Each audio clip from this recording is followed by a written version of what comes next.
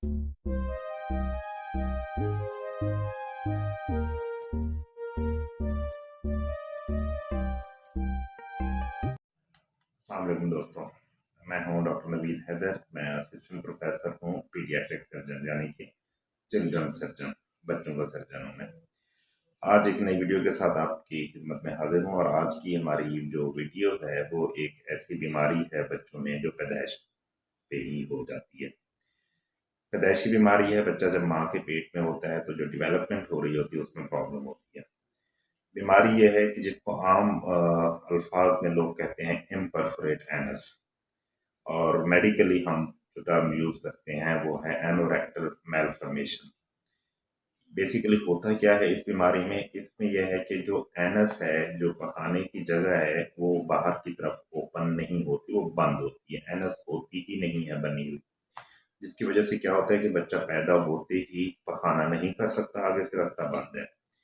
इसको हम आम सिंपल लफ्जों में इम्परफोरेट एनस कहते हैं, और ज्यादा जो इसकी एक्यूरेट टर्म है वो है एनोरेक्टल मैलफॉर्मेशन।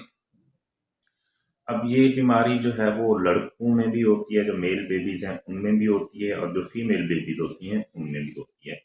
दोनों में इसकी जो प्रेजेंटेशन है वो थोड़ा सा डिफरेंट होती है। पहले हम मेल बेबीज को डिस्कस कर लेते हैं। जो मेल बेबीज होती हैं उसमें जो एनोरेक्टल मैलफॉर्मेशन है, या जो इम्परफोरेट एनस है, या जो पखाने का बंद रास्ता है, उसकी दो टाइप्स होती हैं।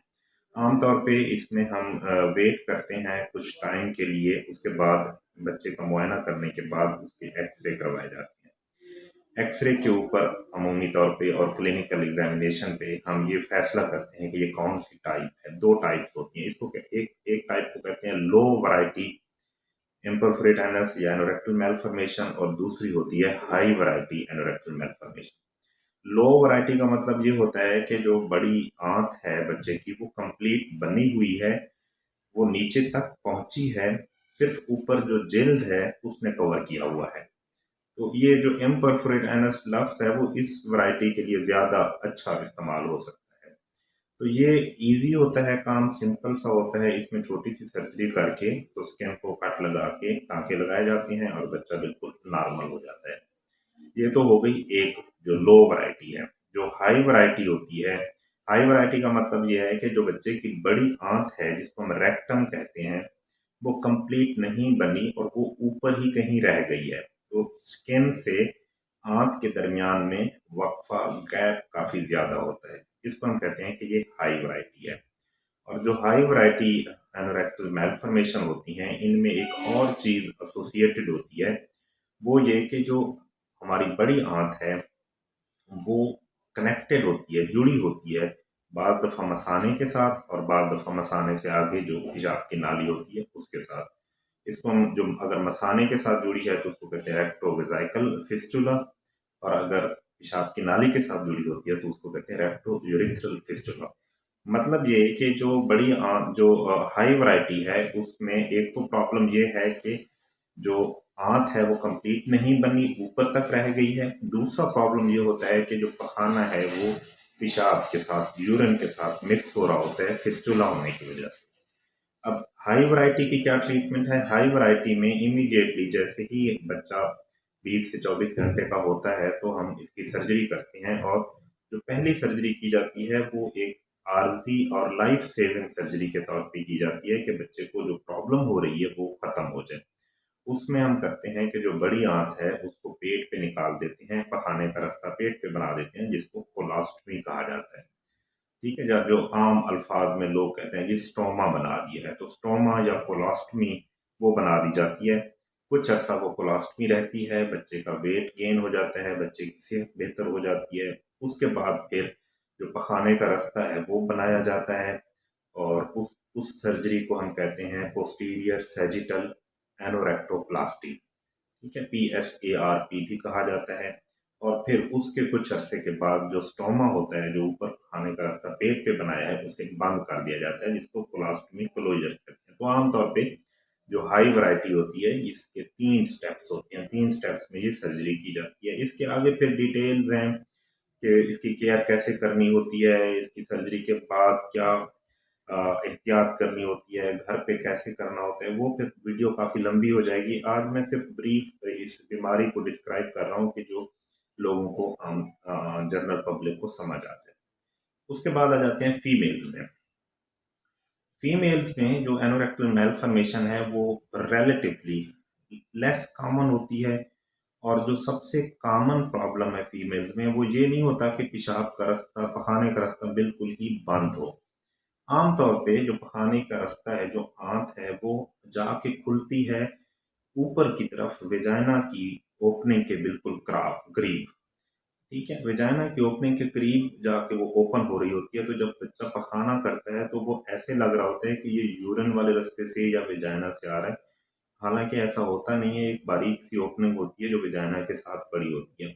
इस कंडीशन को हम कहते हैं कि ये रेक्टो वेस्टिबुलर फिस्टुला है। रेक्टम वेस्टिब्यूल जो वो एरिया है जिसके अंदर यूरिन की ओपनिंग है, वेजाइनल ओपनिंग होती है, तो उस एरिया में ये भी ओपन हो रही होती है, इसलिए इसको रेक्टो वेस्टिबुलर फिस्टुला कहा जाता है।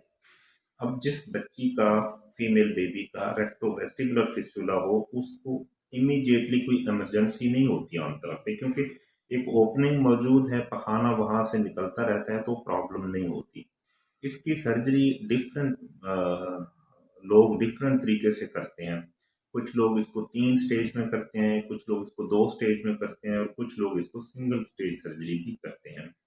मैं बारी बारी आपको एक्सप्लेन कर देता हूँ कि 3 स्टेज का क्या मतलब है। 3 स्टेज का मतलब यह है कि जब बच्चा आपके पास आता है, बच्चा क्यों आता है हमारे पास, एक तो ये होती है कि ओपनिंग आगे है, वो वेस्टिब्यूल के अंदर है, विजाइना के करीब है, एक प्रॉब्लम तो ये होती है। दूसरा, आमतौर पे ये जो ओपनिंग होती है ये नैरो भी होती है, ये उतना वाइड नहीं होती, तो इन बच्चों में कॉन्स्टिपेशन रहना शुरू हो जाती है, जिसकी वजह से पेरेंट्स फिर हमारे पास लेके आते हैं। तो जब हमारे पास बच्चा आता है तो एक जो 3 स्टेज सर्जरी है उसमें ये करते हैं कि सबसे पहली स्टेज में उसी तरह से पेट के ऊपर पखाने का रास्ता बना देते हैं, जिसको कोलोस्टमी कहा जाता है। इसका मकसद ये होता है कि हम पहले कोलोस्टमी बना दें, जो कॉन्स्टिपेशन हो रही है, जो हार्ड स्टूल बन रहा है बार बार आंत के अंदर, वो फंसा हुआ पड़ा होता है, वो खत्म हो जाए, आंत आगे वाली आंत जो है वो क्लियर हो जाए, पखाना नीचे आना बंद हो जाए। क्योंकि जब पखाना नीचे आता है तो फिर नीचे जो हम सर्जरी करते हैं वो खराब होने के चांसेस बहुत ज़्यादा होते हैं। पखाना ज़ाहिर एक जरासीम है, एक गंद है बॉडी का। तो पहला काम करते हैं कि कोलास्टमी कर देते हैं। कोलास्टमी का फ़ायदा होता है कि पखाना ऊपर से आना शुरू हो जाता है, आगे वाली आंत क्लीन हो जाती है। जब आंत क्लीन हो जाती है, बच्चे का वेट बेहतर हो जाता है, तो फिर जो नॉर्मल रास्ता है, नॉर्मल जगह के ऊपर रास्ता बनाया जाता है पखाने का। ठीक है, इसको हम पोस्टीरियर सैजिटल एनोरेक्टोप्लास्टी से भी कर सकते हैं, और एंटीरियर सैजिटल एनोरेक्टोप्लास्टी से भी ये किया जा सकता है।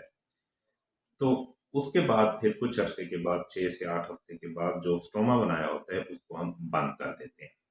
एक तो ये हो गया कि 3 स्टेज में पहले कोलास्टमी की, फिर हमने एनोरेक्टोप्लास्टी की कि नॉर्मल रास्ता बनाया, और फिर तीसरी स्टेज पे जाके कोलास्टमी बंद कर दी। दूसरा इसमें ऑप्शन ये होता है कि हम 2 स्टेज सर्जरी, जो ज़्यादातर की जाती है आजकल के, 2 स्टेज सर्जरी करते हैं। 2 स्टेज सर्जरी का मतलब ये होता है कि जब बच्चा हमारे पास आता है तो हम एक ही सेटिंग में, एक ही ऑपरेशन में उसका स्टोमा भी बना देते हैं, आगे वाली आंत को हम वॉश कर लेते हैं, जो हमारे पास फ्लूइड लिक्विड्स होते हैं उनके साथ। जब वो वॉश हो जाती है, क्लीन हो जाती है, तो फिर हम उसी सेटिंग में उसका पखाने का रास्ता भी नॉर्मल जगह पे बना देते हैं। इसमें हमें 2-3 फ़ायदे होते हैं। एक फ़ायदा तो ये होता है कि बच्चे की जो 2 सर्जरीज़ होनी थी अलग अलग टाइम पे, वो हमने एक ही टाइम पे कर दी। जो पेरेंट्स हैं उनका जो टाइम है, उनके फाइनेंसेस हैं, उनका खर्चा है, वो काफ़ी कम हो जाता है। और फ़ायदा ये होता है कि ऊपर स्टोमा बनाया हुआ है, पखाना ऊपर जाता रहेगा, नीचे नहीं आएगा, और हमारा जो नीचे का ज़ख्म है वो बिल्कुल नीट एंड क्लीन रहेगा और वो ठीक हो जाएगा। तो ये होती है 2 स्टेज सर्जरी।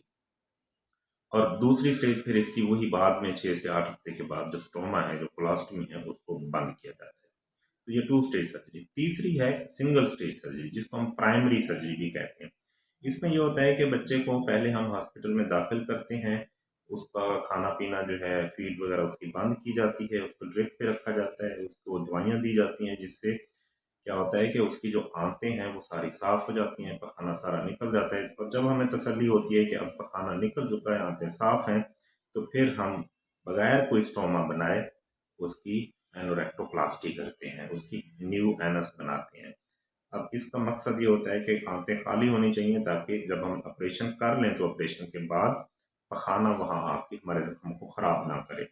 लेकिन ये थोड़ा सा डिफ़िकल्ट काम होता है, इसके लिए बच्चे की सेहत अच्छी होना ज़रूरी है, क्योंकि जब आप 4-5 दिन खाना पीना बंद रखते हैं तो बच्चे और वीक हो जाते हैं, और फिर जब वीक हो जाएंगे तो उनकी हीलिंग पावर भी कम हो जाएगी, और फिर वही बात है, जख्म के ख़राब होने के चांसेस बढ़ जाएंगे। तो ये थोड़ा सा रिस्की है, इसीलिए कम लोग ये करते हैं, और सिलेक्टिव बच्चों में की जाती है कि बच्चों की सेहत, एज और बाकी चीज़ें देखने के बाद ये फैसला किया जाता है कि इसको सिंगल स्टेज पे करें।